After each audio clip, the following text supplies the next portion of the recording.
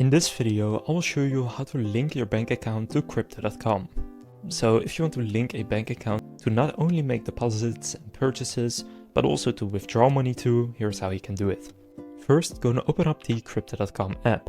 Now what you will need to do in order to link a bank account is make a small deposit from that bank account.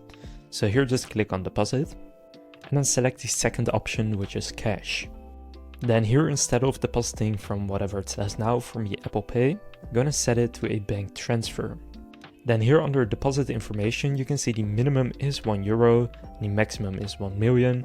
Deposits are usually credited within a few seconds, but the first one may take 1 to 2 business days and there are no fees.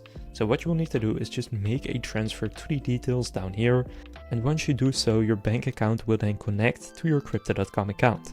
You can then see that by going back here to accounts in the bottom, then opening up your fiat wallet, so for me my Euro account, then going to withdrawal.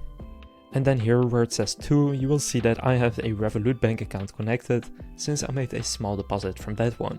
So again, the minimum is €1, you can do however much you want, but basically after you've made the deposit, it will then connect right here and you can then withdraw to that bank account.